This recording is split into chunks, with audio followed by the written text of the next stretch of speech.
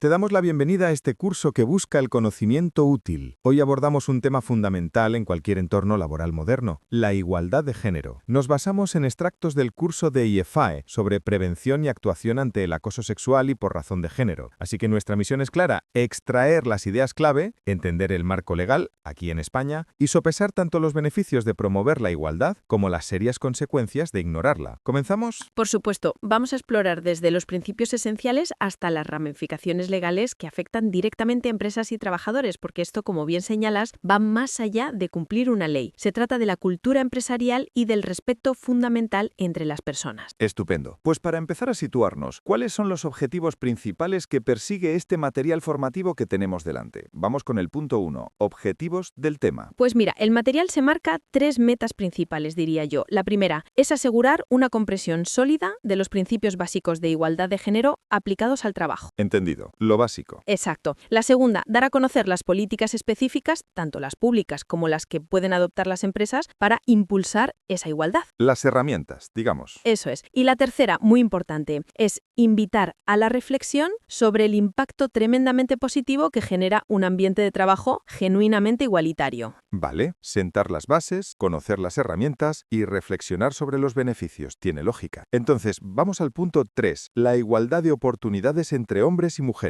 Aquí se habla de obstáculos específicos, ¿no? Ahí es donde la teoría choca un poco con la práctica. El principio es claro: igualdad de acceso, formación, promoción para todos. Sin embargo, el texto señala que las mujeres a menudo enfrentan obstáculos adicionales. ¿Cómo cuáles? Menciona concretamente los estereotipos de género, esos roles preasignados que aún pesan mucho, ¿sabes? Y la desigual distribución de las tareas, tanto las domésticas en casa como las que se asumen en el propio trabajo. Son factores que, según el material, perpetúan la desigualdad. Y para que no quede en teoría, el texto aporta un ejemplo. Cita un caso de 2021 sobre empresas españolas que aplicaron políticas de igualdad salarial y conciliación. Si ese ejemplo es muy gráfico, refiere un aumento notable de la satisfacción laboral general en esas empresas y algo muy significativo, una mejora en su capacidad para retener el talento femenino. O sea, que funciona. Son datos que buscan ilustrar cómo estas políticas, cuando se implementan de verdad, tienen un retorno medible y positivo. No son un gasto, porque tienen un retorno. Entendido. Esto nos conecta directamente con el marco normativo. Vamos al punto 4, la dimensión de género en las políticas de ocupación en España. ¿Cómo se articulan estas ideas en las políticas de empleo aquí? ¿Cuál es la legislación clave? Bueno, la pieza central en España es, sin duda, la Ley Orgánica 3/2007 para la igualdad efectiva de mujeres y hombres. Es una ley fundamental porque establece el marco general y las obligaciones concretas para avanzar hacia esa igualdad real en el ámbito laboral. La ley exige que las empresas con más de 50 personas en plantilla elaboren e implementen un plan de igualdad. ¿Y eso qué implica exactamente? Pues no vale un documento cualquiera. Debe ser un diagnóstico real de la situación de la empresa en cuanto a igualdad y proponer medidas concretas para corregir desequilibrios en áreas clave: contratación, formación, promoción profesional, condiciones de trabajo y, por supuesto, la remuneración salarial, la brecha salarial, vamos. El material menciona ejemplos de grandes corporaciones como Inditex o BBVA, supongo que para ilustrar cómo se aplica esto. Sí, los cita como ejemplos de compañías con políticas activas en este campo. Menciona acciones como formación en sensibilización, medidas para atajar la brecha salarial o protocolos contra el acoso. Son ilustraciones de cómo la ley se traduce o debería traducirse en prácticas empresariales concretas. Muy bien, tenemos la ley y la obligación de los planes. Volvamos a los beneficios que mencionábamos antes. Entremos en el punto 5, consecuencias de la igualdad de género en el trabajo. ¿Qué ventajas concretas destaca el texto para las empresas que realmente se toman en serio la igualdad? Pues mira,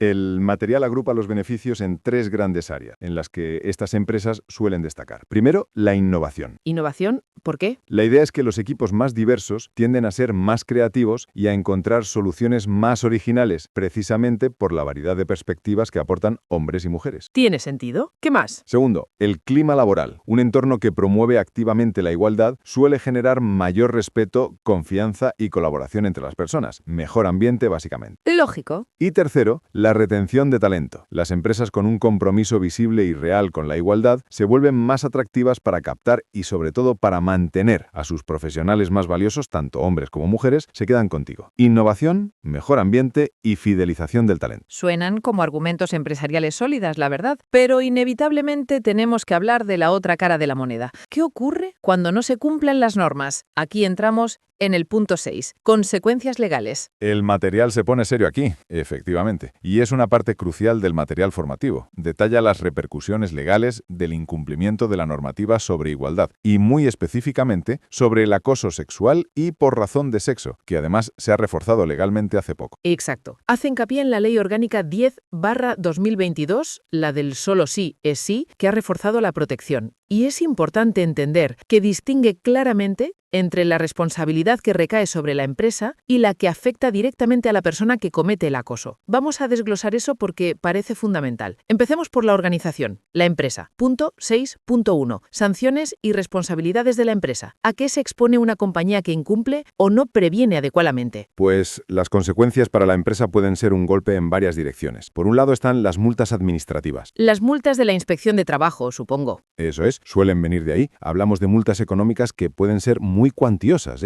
desde miles hasta cientos de miles de euros, dependiendo de la gravedad. Por ejemplo, no tener el plan de igualdad obligatorio o carecer de un protocolo antiacoso son infracciones consideradas graves, o sea, multas directas por incumplimiento normativo. Pero hay más, algo más allá de las multas. Sí, claro. Está la PUN 6.1.2, responsabilidad civil, indemnizaciones. Exacto. Esto significa que la empresa puede ser condenada judicialmente a pagar una indemnización a la víctima por los daños sufridos. Y esos daños no son solo económicos, sino también morales y psicológicos, que a menudo son los más profundos y difíciles de reparar. Claro, la empresa puede ser considerada responsable por no haber prevenido o gestionado adecuadamente la situación, por no haber puesto los medios. El material incluso llega a mencionar la posibilidad de punto 6.1.3, responsabilidad penal para la empresa. Eso suena muy grave. Lo es, y aunque son situaciones más extremas, es una posibilidad contemplada en la ley. Si se demuestra que la empresa como entidad actuó con negligencia grave, encubrió activamente el acoso o no tomó las medidas debidas para evitarlo o atajarlo, pues sí podría enfrentarse a responsabilidades penales. Delitos concretos podrían ser delitos relacionados con la omisión del deber de protección o incluso de cooperación con el acoso. Son casos límite, pero existen. Y más allá de lo estrictamente legal, hay un impacto que a veces es el más duradero y dañino. El punto 6.1.4, daño reputacional.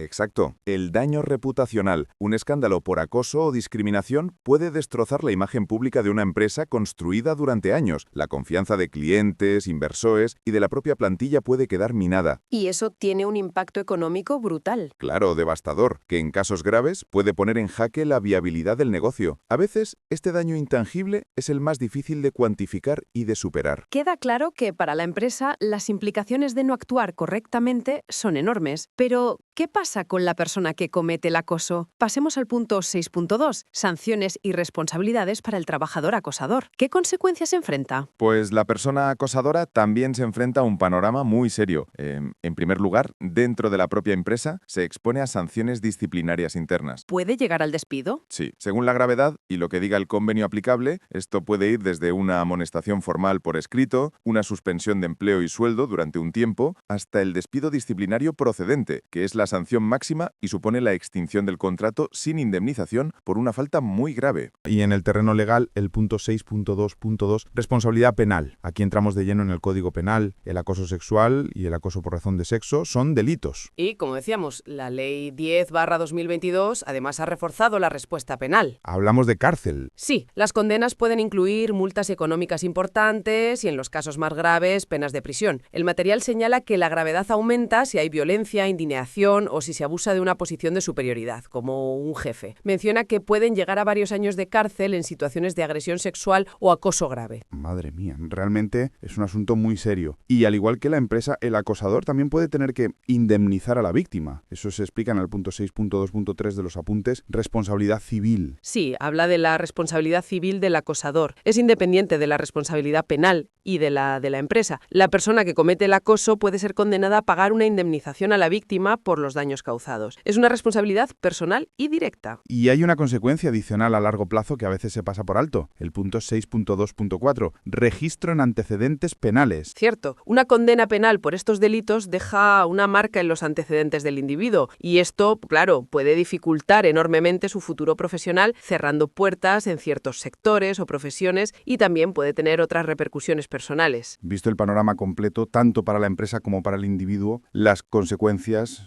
son realmente significativas. Esto nos lleva al punto 7, importancia del cumplimiento y la prevención. ¿Cuál es el mensaje central aquí, según el material? Pues el mensaje es doble y complementario, diría yo. Por un lado, la necesidad crítica de que tanto empresas como trabajadores conozcan estas normas y sus serias implicaciones. Ignorarlas no exime de responsabilidad. Eso está claro, lógico. Pero por otro lado, y quizá con más énfasis, el material subraya la importancia capital de la prevención, la formación, la existencia de protocolos claros y accesibles y, fundamentalmente, el fomento activo de una cultura de respeto. Todo eso es clave para evitar llegar a estas situaciones tan destructivas. Prevenir es proteger el bienestar de todos y la salud de la organización. Después, el curso incluye un punto 8, ejercicio práctico, reflexión sobre la igualdad de género en tu empresa. Aunque no podemos hacerlo aquí, las preguntas que lanzaban me parecen un buen punto de partida para que cualquiera evalúe su entorno, ¿no? Totalmente de acuerdo. Invitaban a preguntarse cosas como ¿percibo diferencias reales de oportunidades entre hombres y mujeres donde trabajo en mi día a día? ¿Qué medidas concretas podríamos impulsar para mejorar la igualdad en mi equipo o departamento? Claro, llevarlo a lo práctico. Con pequeñas cosas comienzan los grandes cambios. Exacto. Otra pregunta sería, ¿identifico alguna buena práctica o compromiso con la igualdad en mi organización que merezca la pena reconocer y potenciar?